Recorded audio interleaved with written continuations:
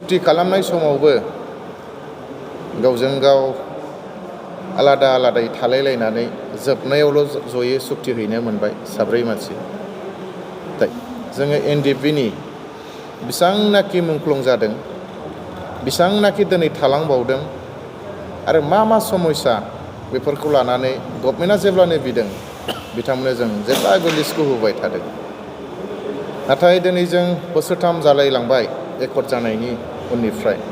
नाथाय जेरैबायदि बिथांमोना जोंनाव बिदों, जेरैबायदि स्पिड आप जानांगौमोन, जोंनि खामानिफ्रा जेरै एकर्डनि बायदिब्ला जों सावरायनानै गभर्नमेन्ट अफ इन्डियाजों जों मोनथिबोनाय बायदिब्ला मोनबोनाय बायदिब्ला बोसोरथामनि गेजेरावनो गासैबो बे क्ल'जआव थानाय एनडिएफबिनि प्रब्लेमफ्रा जोबजोबनांगौमोन। नाथाय फैयै फैयै दिनै जों नुदों फ्राय 70-80% दिनैसिम मावफुंनो हानाय जायाखै। बेनिखायनो जों दिनै सिन्था खालामनो गोनां जादों आरो जोंनि गेजेराव गावजों गाव दावरावा बारानिफ्राय बारा जानो हमदों। दिनै जों रावखौबो कन्ट्रल खालामनो हायि जादों।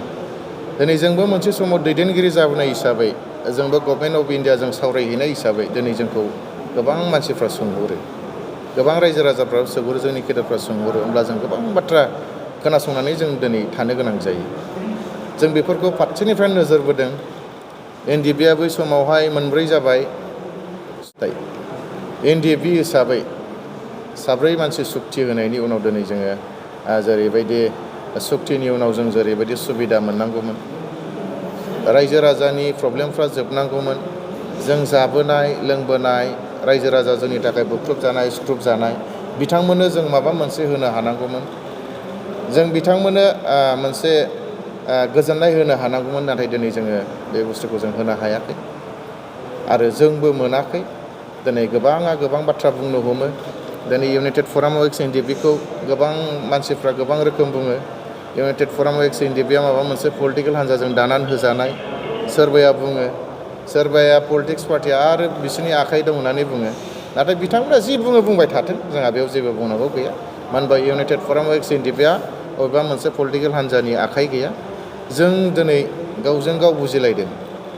दिनैहाय जों नुदों जायफ्रा एनडिएफबिनि सागानगिरिमोन बिथांमोना दिनैसिम एकर्ड जानायनि उनाव बा जों आर्मस ले डाउन खालामखांनायनि उनाव बा प्राइम मिनिस्टारा जेब्ला 7 तारिख फेब्रुवारि 2020 मायथाइयाव फैदों, बे दिननि उननिफ्राय सागानगिरिफ्रा माब्लाबाबो गावजों गाव ज' जिरायलायनानै जोंनि समस्याफोरखौ मावफुंनायनि सावरायलायाखै। जों बेखौ नुदों। बेनिखायनो दिनैनि गेजेरजों जों बेखौनो खावलायो जे सागानगिरि बिथांमोनखौबो दिनै एनडिएफबिनि प्रब्लेमा बारानिफ्राय बारा जाबोनो हमदों। दिनै गासैबो सागानगिरिफोरखौ मोनसे टेबोलाव जिरायलायनानै सावरायलायनानै जाय बिथांमोना दिनै जेलाव दङ, दिनैसिमबो बिथांमोना एकर्ड जाखांनायनि उनावबो बिथांमोना दिनै जेलाव खस्थ' मोननानै दङ।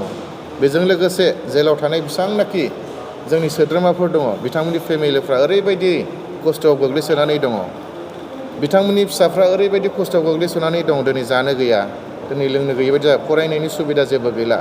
बिथांमोनखौबो नोजोर बोनानै जेन जाय मानसिफ्रा सागानगिरिमोन, एनडिएफबिनि दैदेनगिरिमोन, दिनै बै समाव एनडिएफबिफ्रा बिथांमोनखौनो बिफा बायदि मानिबोदोंमोन, जेन जोंखौबो नायनानै बे सागानगिरिफ्रा जोंनि प्रब्लेमफोरखौ जेन नोजोर बोनानै government of India, government of आसामजों जेन ज' जानानै जों सावरायलायहैयो आरो बिथांमोना जोंनि जि समस्या बेफोरखौ जेन सल्भ खालामनानै होयो, जों बेखौ खावलायो। नङाब्ला जों दिनै बुंनो हायो गाबोन फैबाय थानाय समाव दिनै सोर लिडारमोन सोर मामोन हयथ' रावबो सिनायाबो जानो हागौ।